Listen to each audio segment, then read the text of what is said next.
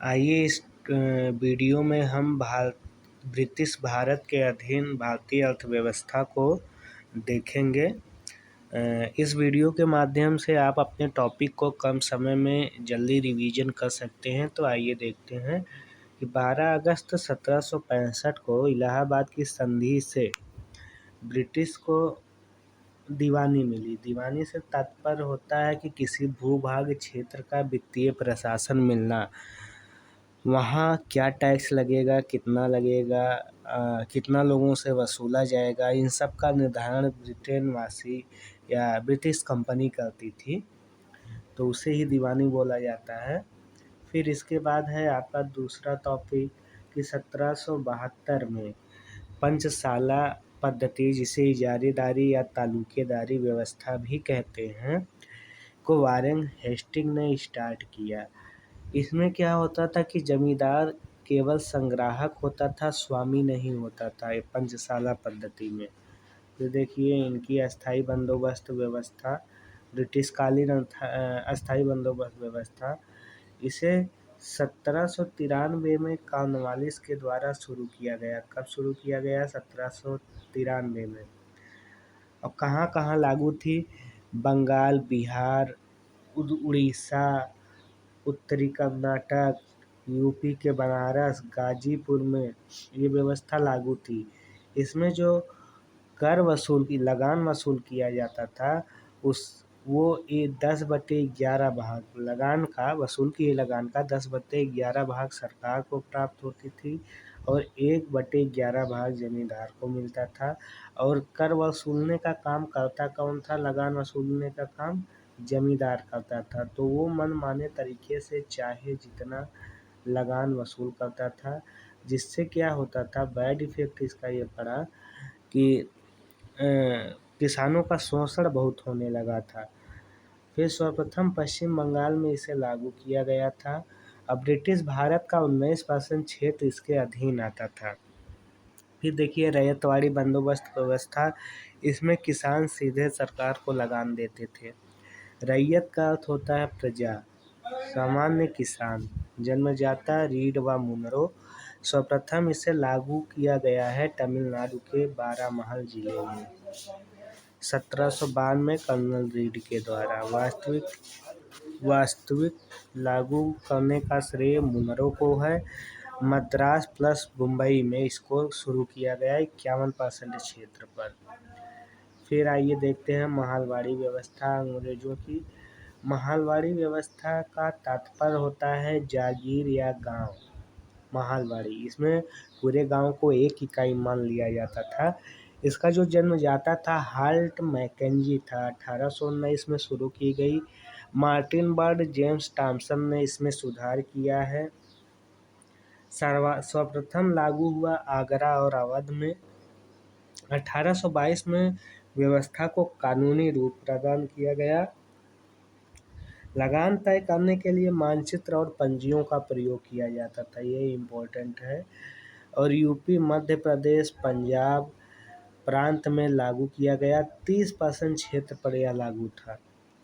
फिर देखते हैं कि धन का निष्कासन सिद्धांत दादा भाई नौरोजी ने दिया। 2 मई 1867 को लंदन में ईस्ट इंडिया एसोसिएशन की बैठक में अपने लेख इंग्लैंड डेब्ट टू इंडिया के द्वारा नौरोजी के अन्य लेख, जिसमें यह परिलक्षित है, यानी कि धन के निष्कासन का सिद्धांत, इसे हम देख सकते हैं।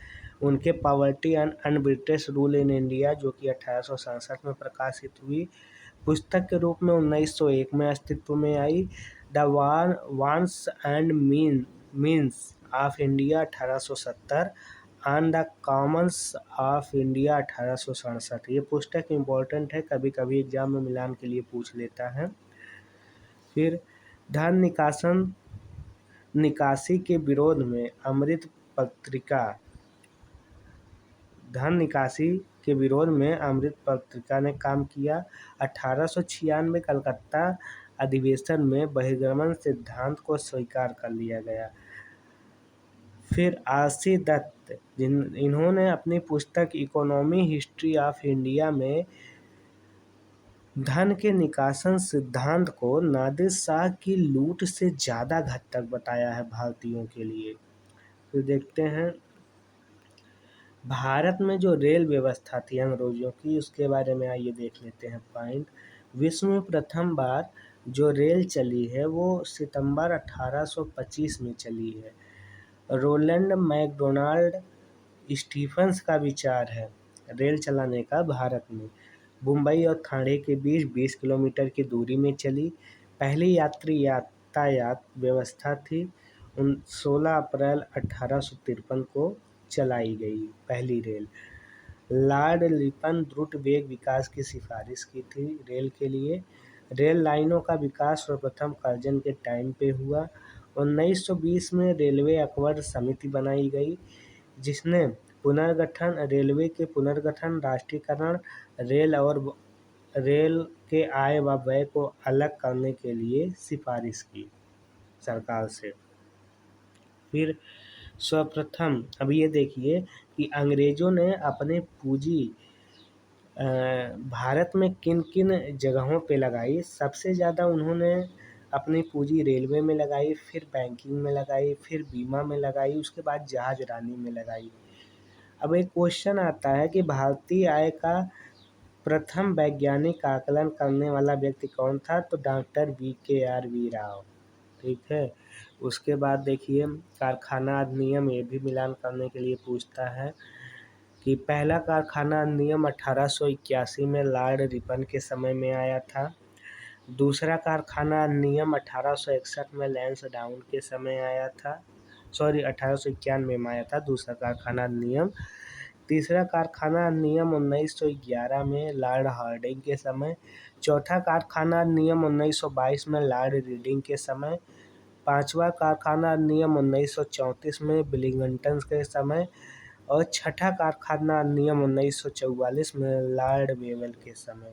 अब आइए देखते हैं कि 1757 से 1947 तक प्रमुख अकाल नीतियां जो रहीं वो क्या रही हैं। स्ट्रेची आयोग 1878 से 1880 में बनाया गया, लिटन के टाइम बनाया गया था। अकाल संहिता तैयार की गई और अकाल कोष तैयार किया गया। फिर लायल आयोग 1897 में बना लॉर्ड एल्गिन सेकेंड के समय। मैकडोनाल्ड आयोग 1901 कर्जन के समय। और जॉन वुडहेड आयोग 1945। इसमें ये इम्पोर्टेंट है कि ये आयोग कब स्थापित किए गए हैं। फिर देखिए अगला देखते हैं कि भारत में सर्वप्रथम उद्योगों की स्थापना कब और कहाँ हुई। कौन सा उद्योग कहाँ स्थापित हुआ, तो देखते हैं। सूती वस्त्र उद्योग भारत में सर्वप्रथम 1818 में पोर्ट ग्लोस्टर कोलकाता में स्थापित हुआ। कागज उद्योग 1832 में श्रीराम पश्चिम बंगाल में। और चीनी उद्योग 1840 में सारण बेतिया बिहार में। जूट उद्योग 1855 में रिसड़ा पश्चिम बंगाल। लौह इस्पात 1870 में कुल्टी पश्चिम बंगाल। ऊनी वस्त्र 1876 में कानपुर यूपी में। और सीमेंट उद्योग 1904 चेन्नई में स्थापित किया गया। और एल्युमिनियम उद्योग 1937 में JK नगर पश्चिम बंगाल में। ये रहे ब्रिटिश कालीन भारतीय अर्थव्यवस्था के कुछ महत्वपूर्ण फैक्ट जिसे आप कम समय में रिवीजन कर सकते हैं। वीडियो देखने के लिए धन्यवाद। जानकारी अच्छी लगी हो तो वीडियो को लाइक एवं सब्सक्राइब कर दीजिए।